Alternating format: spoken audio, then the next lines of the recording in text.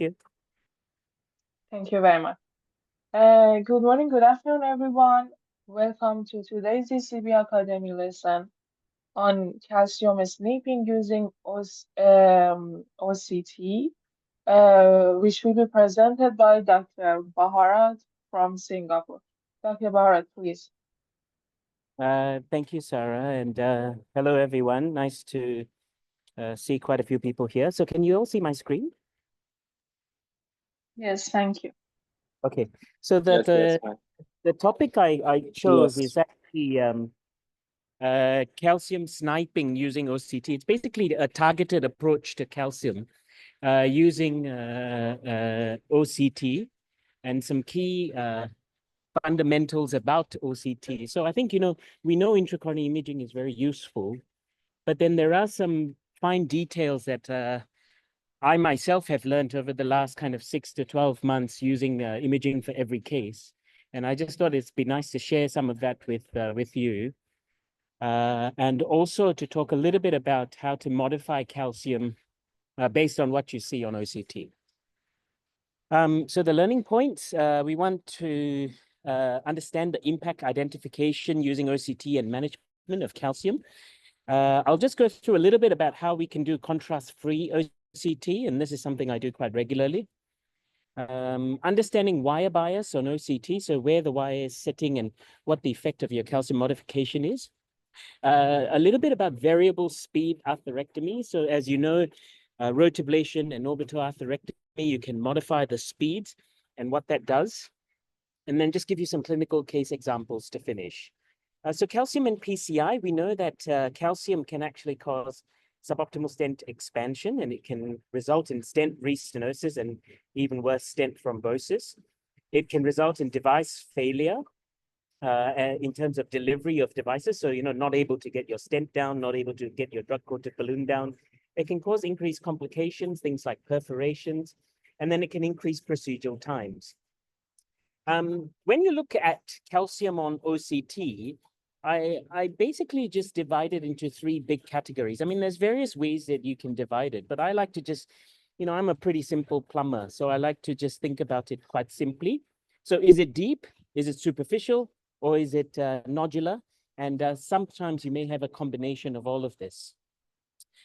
This is a nice algorithm that encompasses this, whether the calcium is deep, whether it's superficial, whether it's nodular, and what you should consider to modify the calcium before you finish off with your definitive device, whether it's a stent or DCB.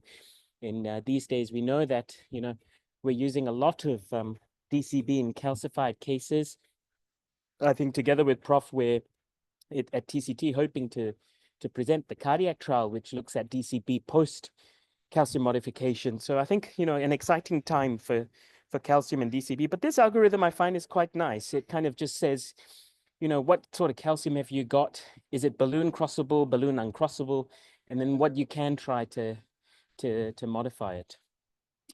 The second thing I wanted to talk about is using saline for OCT.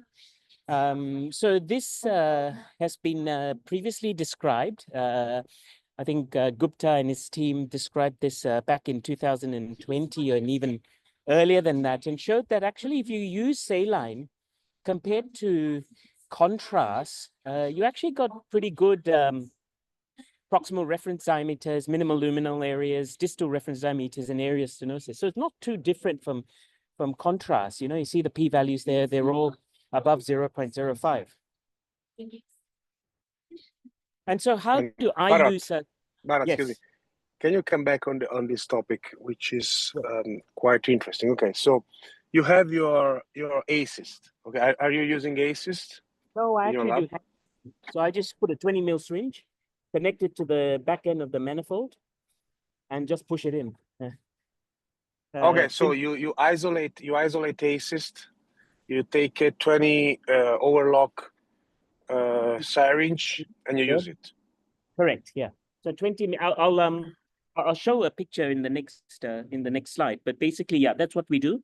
You just prime it with saline, and then 20 mil syringe, no air, no contrast, no blood, and you just, there's a little bit of a trick to it. You sometimes have to do manual trigger and get your technician to click trigger when you inject and clear the blood, because sometimes the auto detection doesn't work. So the manual trigger sometimes may need to be used. So how do I use it? I basically make sure you've got good coaxial guide engagement. So always choose the right guide. So I use a Ikari for the right, or AL 0.75. Or if you've got a JR4 that sits well, kind of make it sit a bit deeper. Sometimes you might have to use a guide extension catheter, like a telescope or Guide Plus or Guidezilla. I use a 20 mil Luer syringe, like you said. You must not forget to adjust the OCT settings to saline. Prime the guide with saline. You can do it auto pullback, but I found that actually manual pullback works a lot better. So I'm doing manual pullback these days. And for how long is the duration of the administration of saline? I can so basically until the 75 millimeter pullback is complete. Okay, so it's you either go slow. You're doing the 50. Okay. You go slow. You just basically normally I only use about 8 to mils. Okay, nice. Kind of a gradual constant. Yeah. Okay, you don't have to push. It's not a bolus. It's not a bolus. It's not a bullet. It's just a constant clearance of the fluid. Okay. I'll show some pictures soon. But we move on to wire bias. So this is an interesting concept, and it really refers to how the wire sits up against the plaque in the vessel based on the direction of travel, the way the morphology of the vessel is and the morphology of the plaque is. So in the first picture, you can see the wire is straight in the vessel, but it's sitting on different walls throughout the entire lesion length. And at bifurcations, it may sit at different lengths as well, at different walls as well. So that's important when you look at OCT.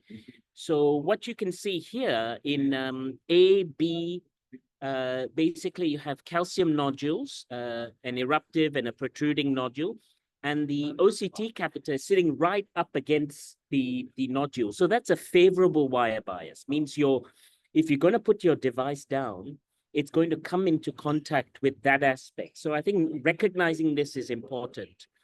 When you have your device being further away from the target, then particularly if you're using a forward on cutting device like rotational atherectomy, you may not be doing much to the target lesion, and so something a bit more orbital like orbital.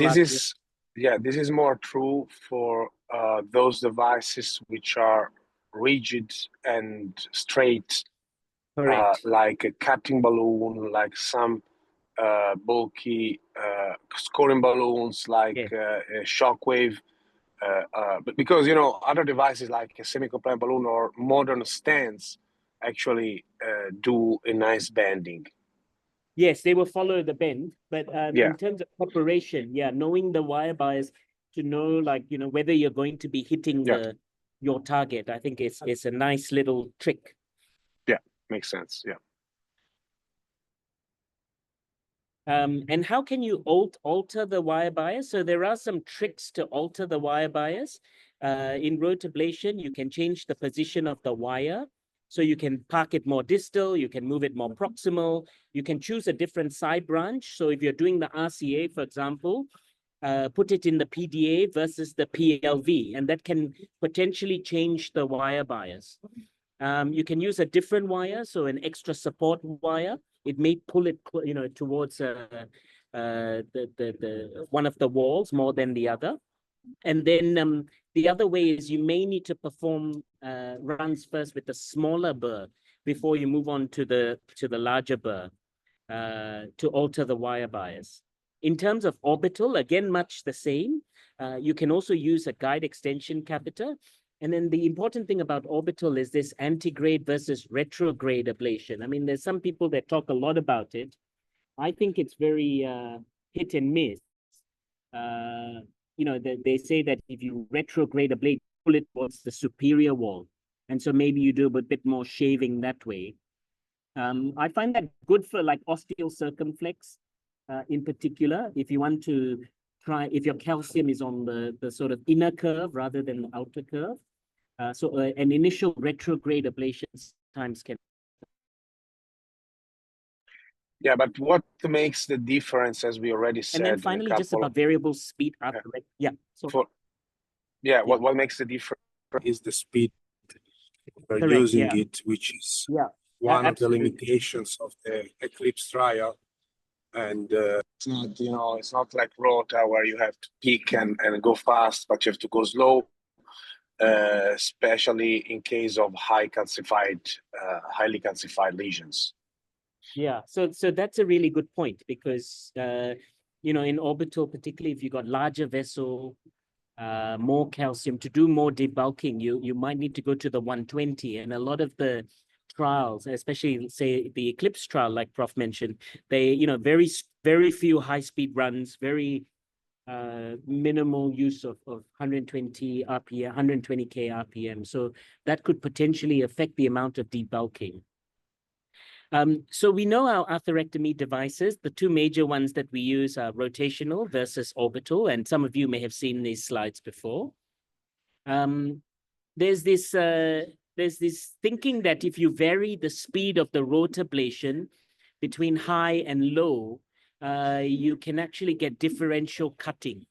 So the Japanese are very much into this, where you do a higher speed to keep the burr more central, and then you do a lower speed to make it kind of orbit a little bit more. And they actually, in a small sample size showed some improved MLAs when you do the low speed in addition to the high speed. In orbital, remember the physics of orbital atherectomy is that you have the centrifugal force, which is correlated to your mass multiplied by your velocity square over the radius. And so if you increase the velocity, you're going to make it take a bigger circle and so a bigger orbit. So finally, just to get into some clinical cases, this first case is a 69-year-old male. He came in with NSTEMI. His ejection fraction was 30%, and he had the sort of, quite standard cardiac risk factors, including end-stage renal failure. So he had severe LAD diagonal disease, which I thought was the culprit, and fixed with a hybrid strategy, a sort of DES DCB strategy. And then he had this nodular lesion in the mid to distal RCA that we decided to stage. And so this on the right kind of shows that lesion. So this is the saline OCT using a 7 French guide, AL 0.75. It's a Sion blue wire. 20 mil injection. And if I pause it there, you might be able to see how the nodule kind of protrudes into the lumen.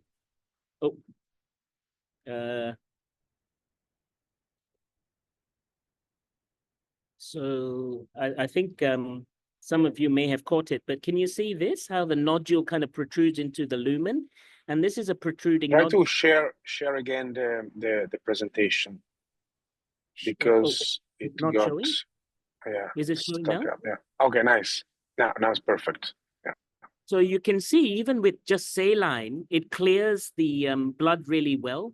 You can make out the luminal contours of the vessel. You can see the calcium. You can see the nodule that's protruding into the middle of the vessel there. So, saline actually is not a bad media to use, particularly if you've got someone that you don't want to overload with contrast. Yeah, but I have a question. So this quality is amazing. This quality that you just show is amazing. So yeah.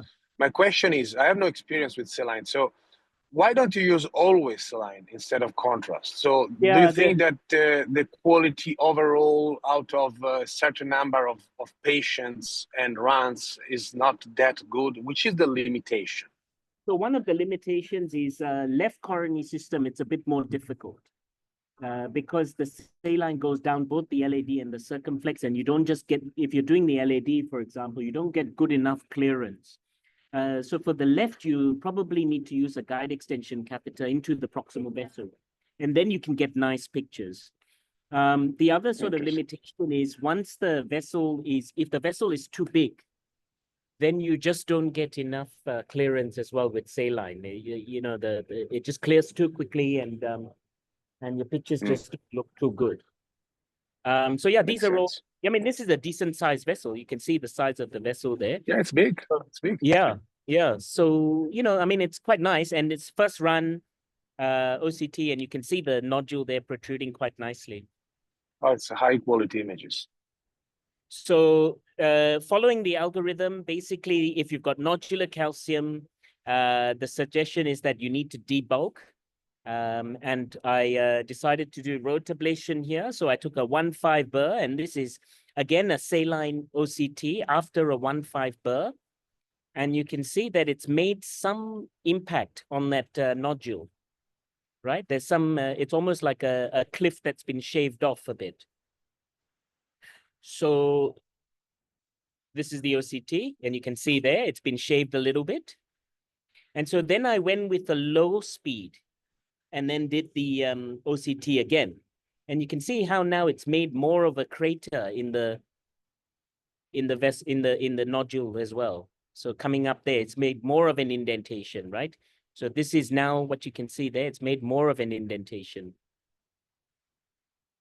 And so then proceeded with a single stent and completed the case.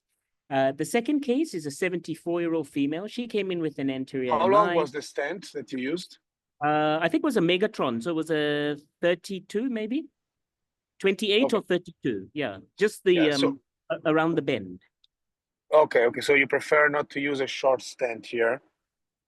Yeah, I think because the lesion was quite focal. it was focal, but I think there was I kind of went normal to normal. Okay. You know, sort of just matching normal to normal. I think if you see on here, probably from about here to here. Okay, makes sense. Yeah. Yeah, so I just went normal to normal on the OCT and or low plaque burden to low plaque burden. Yeah. But this second case, very quickly, you can see here, she's got severe calcified disease, both in the sort of mid RCA and in the distal. And this again is a saline OCT. So here you can see there's not too much nodular calcium, but you actually have quite deep as well as superficial calcium. And the lumen is kind of compromised by that. So this is a 6 French approach, Sion blue wire, saline OCT. And then I decided to do orbital atherectomy here. So this is after 6 runs at 80,000. So you can see a bit of thrombus starting to form. There is some gain there in terms of, you know, debulking. But then you can see here, you know, some shaving of the calcium. But then I decided to go back with a higher speed, NC balloon, and it opens up nicely. And this is after at 120, after doing 120K, the highest speed. So you can see how much luminal gain we have. Yeah, I think that this is a very important point. If you don't use orbital correctly, you don't see, you know, this improvement in the lumen. Yeah. So this is a key learning point, which is, as we said, probably a limitation of the Eclipse trial in terms of quality of performance of orbital. Which, I mean, rota is much easier. Rota, you go, you peak, and then you may decide to go again, but that's it. What you can do is there. With orbital is really the quality of shaving, as you said, is really related to how you use it. So how fast you go, how many runs you use, if you decide to go from 80 to 120 and all of that. Yeah, nice case. So this one I treated again with the single drug eluting stent there, and then DCB to the sort of distal. And this is the final saline OCT with the stent in place, large vessel. I mean, it clears really nicely for the right coronary artery. So just to finish off, some take-home messages. Calcium during PCI can be challenging to treat. OCT pre- and peri-stenting helps to identify the strategy that may be required for optimal results. You can use saline. Remember that you might have to alter the speed in order to get better results. And yeah, that's the end of the presentation. Well, that was a really nice and clear presentation. I enjoyed it a lot. Bharat, I think there were many learning points and discussion points. I would like to ask folk here if you guys have questions. You should have questions or remarks.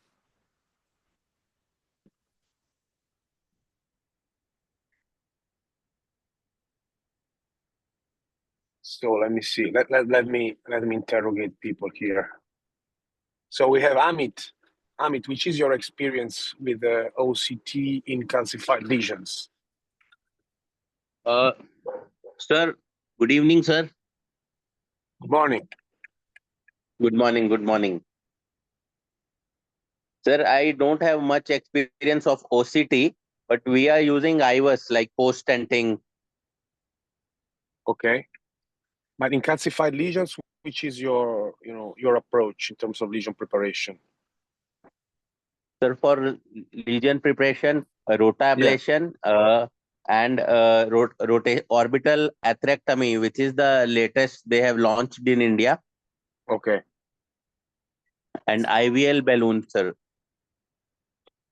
Okay, so for a calcified nodule, for example, which is, because, Bharat, which is your preferred strategy for a calcified nodule, a non-eruptive calcified nodule? So far, today, as per today.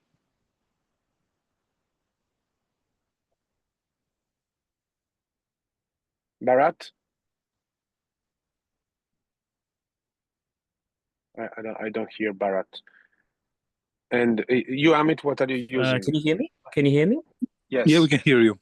Oh, yes, yes. So nowadays I used to use IVL, but nowadays I'm using debulking as well, just because I find that if you don't debulk, they tend to reoccur, particularly these eruptive or these protruding nodules. Yeah. Yeah. So They because tend to it's a very re-protrude, different. even if The effect is very different between IVL and a nodule. So we have to understand that IVL, which is a very nice tool, and it's the easiest thing you can use in the lab if you're able to deliver it, actually, but it's very easy. The thing is that it was not studied for calcified nodules. It was studied and tested for calcified lesions, 270, 360 calcified lesions. But the thickness of a calcified nodule is quite different, and maybe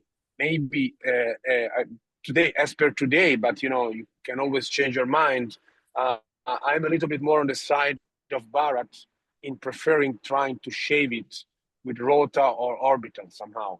And then, if you're not happy, you may decide, if you have the money, to use IVL later. But today, I'm not convinced that if you want to stent that lesion, you are able to do an effective crack in the majority of non-eruptive calcified nodules with IVL. Any comment on this? I hope I'm not wrong. Hi, everybody. I think there was a study, a comparative study between IVL and cutting balloons for calcified nodules. Yeah. Recently published, and it was not superior. It was similar results, and I think cutting balloon in calcified nodules are not such a great thing. So probably IVL doesn't do too much to a calcified nodule if it's similar to cutting balloon. So probably big, in my opinion, what I do, I use big burrs, 175 or 2 mm for calcified nodules, and then cutting NC, and usually I stent it. Yeah, I agree. I think, if I'm not wrong, I don't know if Marco is here, but I think I was a reviewer of that paper. And yeah, my comment is the same, that cutting actually, was not developed for severely calcified lesions or for calcified nodule mostly. So it was developed as a tool for fibrotic lesions, fibrotic or fibrocalcific lesions, and it's not my choice for calcified lesions as the first tool. But as you said, if you make some room with some some atherectomy, and then you use I often use a cutting balloon there after having shaved the calcified nodule. But as a first intention, I don't think it's a good tool. And again, IVL may do something, maybe if the calcified nodule is not that thick, but should not be the first choice. Yes, I'm here, and I have a question for you, for Bharat, for Leo. Do you prepare eruptive and non-eruptive calcified nodule in different way, or you tend to use the same approach? Bharat. Yeah, it's a good question. The problem is eruptive nodules tend to be associated with acute coronary syndrome. So you tend to have overlying thrombus. They tend to potentially have slow flow. More and more so, what I've done now is if you have a lumen or you balloon and have a bit of a lumen, nowadays I stop. I treat them with maybe 2B3A or DAPT for a few days, and then bring back when things have cooled down a bit to kind of treat it more aggressively with NC balloon and then potentially stenting. I find if you try and do it all in the acute setting, sometimes you might get more no reflow, you might get issues. But these ones it's difficult. It's about debulking, cracking as much as you can, and then hopefully something to hold it in place. A high radial strength stent to hold it in place. That's anecdotal evidence. I don't think there's any data about that. So eruptive and non-eruptive calcified nodules are two different boys. Okay.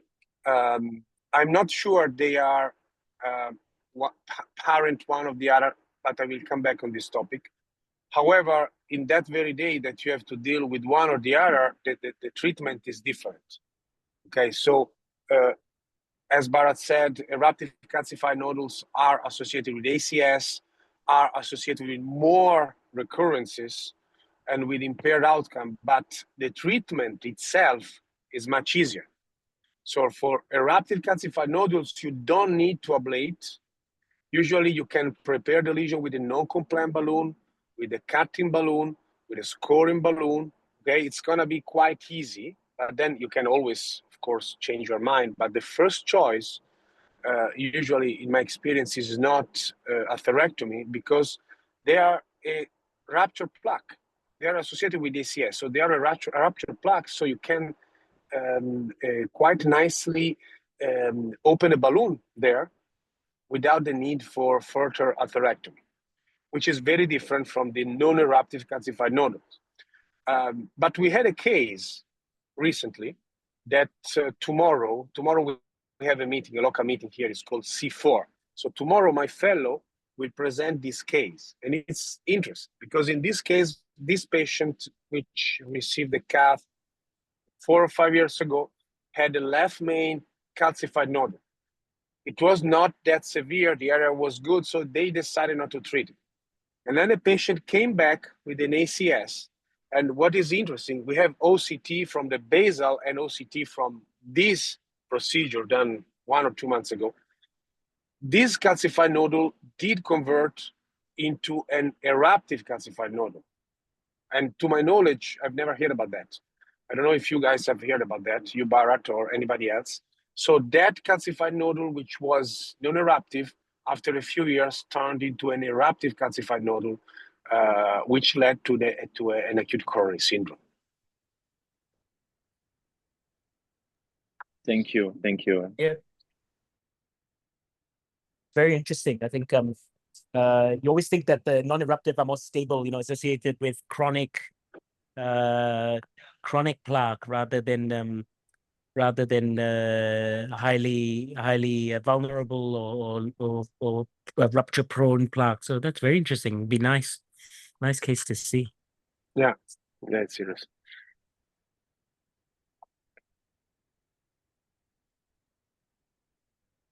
All right. Any other question or comment or experience to share?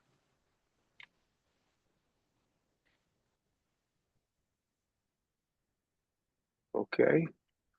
I think we are good. Hello, congratulations on the presentation. I have one question. Oh, Barat, how often do you hello? How often do you choose the technique to use DS, and how often do you choose the DCB treatment in terms of calcified nodule? Yeah, it's a good question. Nowadays, I'm starting to do a bit more DCB after after preparation. If the luminal gain is sufficient, and I've managed to ablate. The thing is, if I want to do DCB, I have to do a lot more preparation work. We know that, right? You have to ablate a lot more. Sometimes you have to go to a large. Sometimes you have to go higher speed. And sometimes there are constraints with regards to whether you can or can't do that, whether it's time constraints, resource constraint, patient comfort constraint. But more and more, I'm starting to use DCB, particularly if there is, sorry about the noise, particularly if there's good luminal gain, less than 30% residual, because my worry is that the nodules always come back. And so if you haven't put metal there, then at least you've got chance to put metal in the future. So maybe DCB first approach is a good approach. Yeah. I agree with you completely. Yeah, nice approach. But let's see how cardiac is going. So I should receive the preliminary analysis in these days, and so we can start writing the abstract for TCT.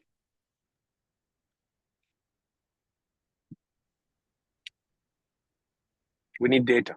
We need data. This is what is still lacking for calcified lesions.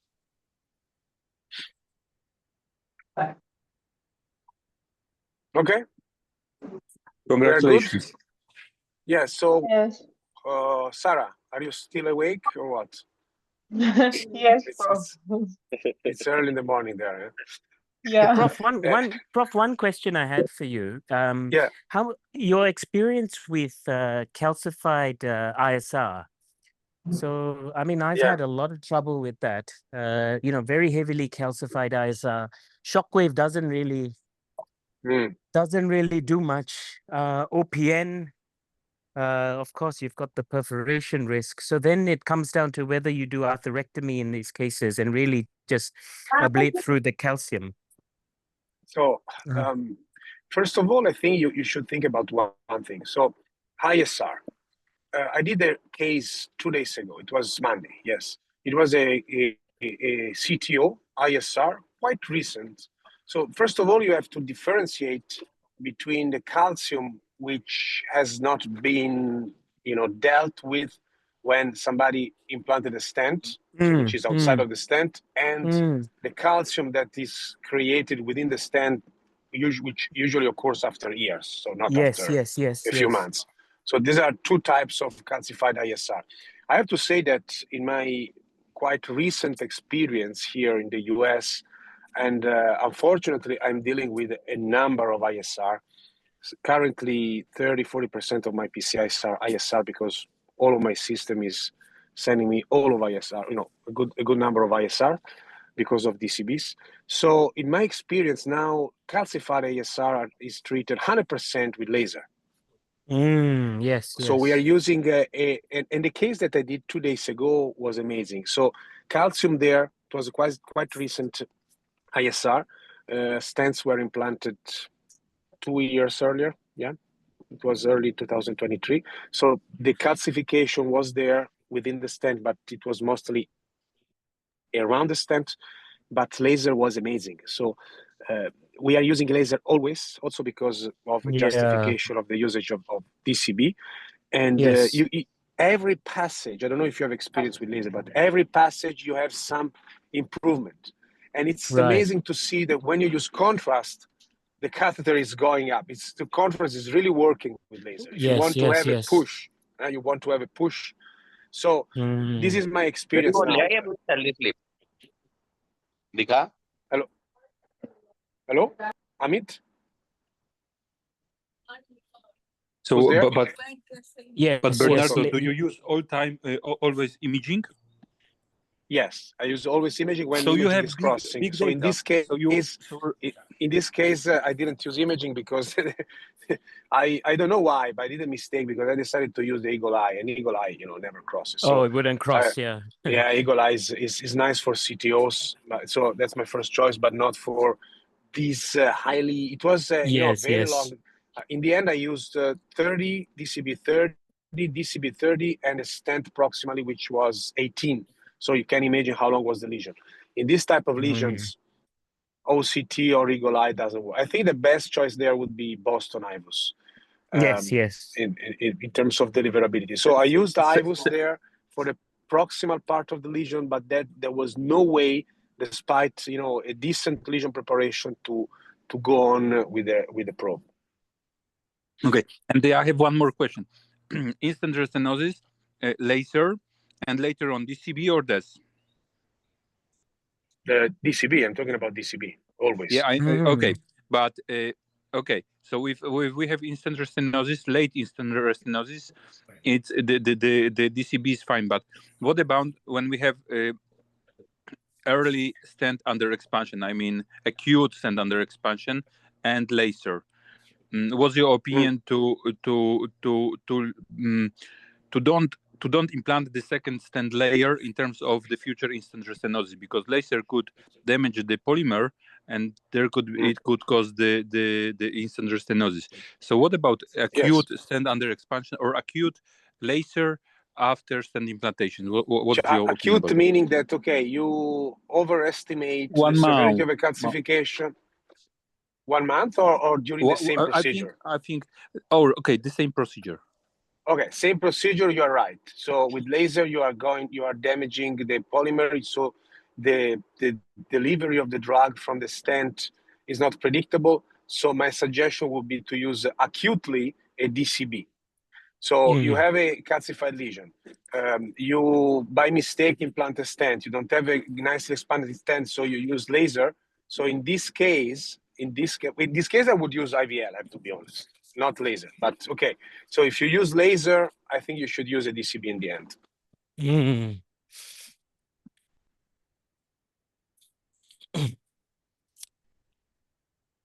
Okay. Very nice. Thank you, everyone. Thank you. Yeah, it was a pleasure. So, Sarah,